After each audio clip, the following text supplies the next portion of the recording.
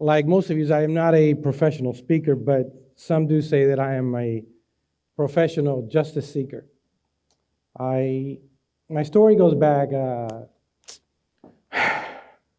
2010. We lost our 19-year-old son. That's Alex. Alex was a college student here in the Orlando area, Orange County, which happens to be here. And my background is Disney. I retired in 2009. And I lived in Japan for 30 years, working at Hong Kong and in Tokyo Disneyland. And we brought the kids back, and they wanted to attend college here, and they had a connection to the Orlando area. And on September 10th of 2012, our son was executed in a home invasion case. Now, what happened was, in our case, they were living in a college house 5-10 minutes from us, and they were there on one afternoon, and two guys knocked on the door, kicked in the door, and then they robbed them. They were apprehended, and they were charged. The kids were going to go and testify against them. At the time, the case was handled by the Orlando Police Department. John Mina, which is the sheriff now in Orange County. And it was a very complex case.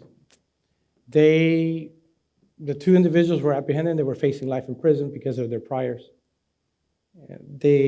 One got out. We didn't know what was going on with these people, but we assumed always that they were in jail, waiting for their trials. And one happened to make bail, and the girlfriend put the bond up, which is about $67,000, and he was able to get out. On September 10th, he came back with a group. There was 10 family members involved in my son's execution. 5:30 in the morning, they broke in. They put all the kids on the floor. And my son was facing 2 or 3 of them. They were all together. And they shot him to the back of the neck. And one shot to the side of the face. The projectile came out of his front face. Alex was 6'2". He was highly educated. He spoke 3 languages. And it's hard for me to do this because I've never done it. I am good with the media and seeking justice and talking a lot, but it's very difficult for me because I'm still going through it. Anyhow, as the case progressed, we found out that this individual was let out on an ankle monitor. And we found out that he wasn't being monitored. He broke confinement 110 times, and he was not violated.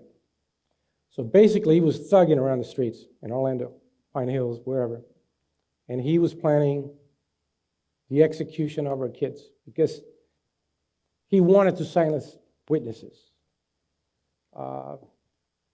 And that's what he did. He came in the home, and he started shooting them all one by one. Every single one of them.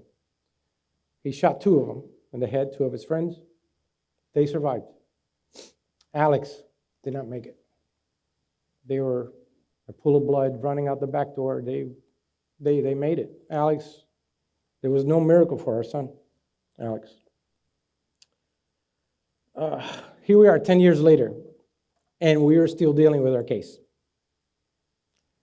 Every single one of them went to prison. Some have life, some have received 3, some 10. The 3 that were in the home received life in prison. The one who killed her son, he received a death penalty. We worked very closely with law enforcement and the area. Ashley Moody, Pat Bundy, the governors. Ron DeSantis, we also worked with Rick Scott when he was governor. And they're all familiar with my case because I never stopped fighting for my son. And the only thing I seek in my son's death is the execution of Bessman Okafor. He's the one who masterminded everything, which led to our son's death. He never hurt anybody, hardworking. He wanted to be a businessman. He wanted to do what I did. Now, I do have another son, and he just recently graduated from UCF.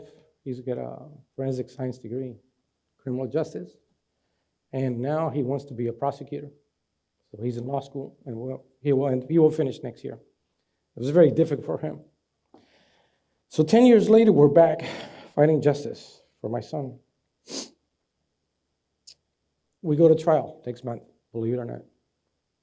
Again, this is a resentencing hearing because in 2002, the Florida Supreme Court and then the SCOTUS, everything was changed. So all the cases from 2002 to 2015, any death penalty case that was not unanimous had to be brought back for resentencing. So can you imagine that? His case was 11-1. So all we needed is one vote, one jury vote, and everything would end. And it hasn't ended. So we're going back October 10th. We're going back to trial to make sure that this individual, we put him back on death row. And that's all I want from him. I don't care if they execute him or not. I want him in a box, in a 6x9 box. And so he can think about my son for the rest of his natural life. Eventually, we may get there, maybe not. So that's where we're at today. We're actually over 100 cases were sent back to the state of Florida. And 29 cases were from Orange County. Death penalty cases that had to be retried by prosecutor Ryan Williams. Some of you may know him. Some law enforcement folks may know him. But anybody who crosses his path usually ends up in death row. So he retired. He's working for he's in the civil practice now, but the state of Florida and Governor Ron DeSantis and Ashley Mood allowed him to prosecute one last case. And this is our case. And he would be, and I'm thankful that because he knows he's been dealing with us for 10 years. So he would be prosecuting that case. So what I do now, I had a lot of other dreams after my retirement. I retired very young, at 47. So I wanted to do other things. I wanted to maybe do a restaurant, maybe get involved in other things. I had many connections, and I said, okay, maybe I'll do something else. And then our son was killed, and that was, I can't focus. I can't work for anybody. I can't put 100% into a company. I can't dedicate myself. I can't do it. Yeah, some people say, maybe you have PTSD. What I heard tonight, I probably have it. There's some serious stuff up here.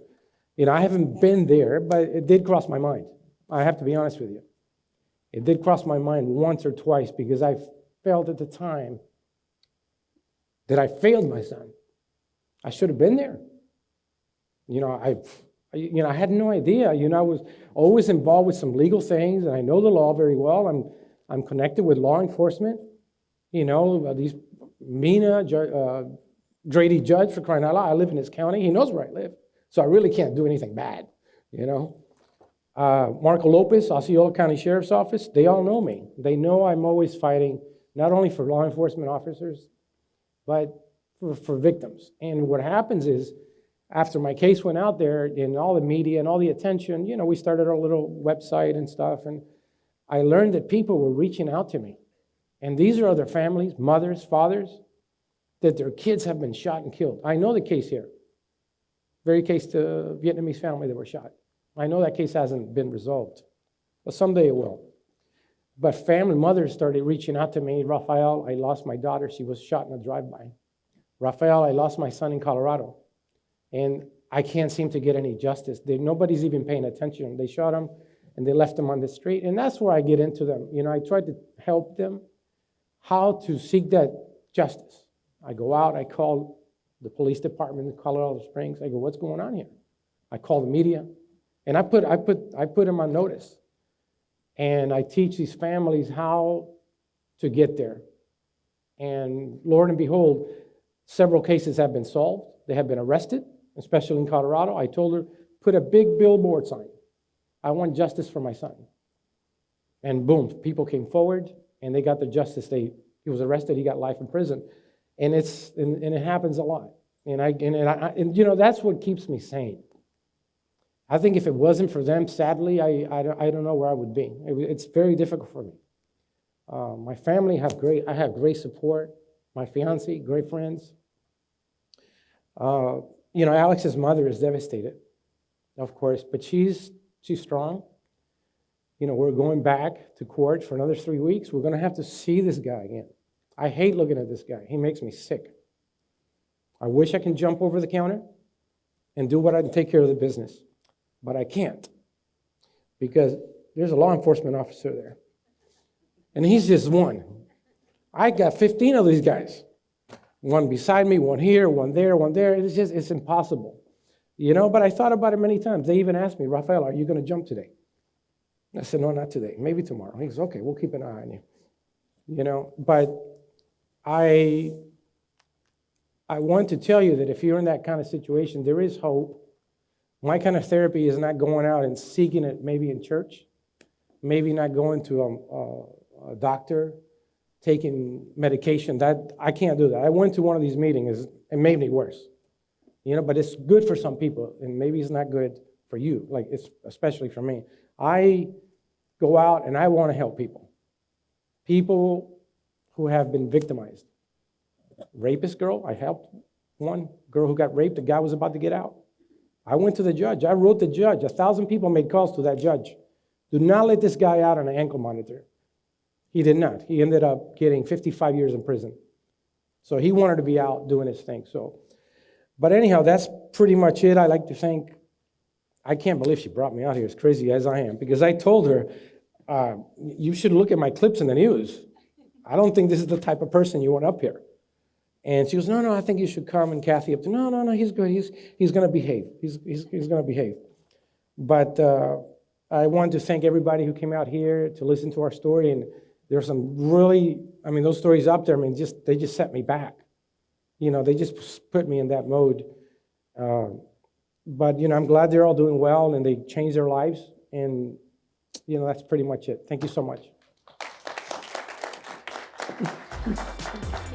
Thank you.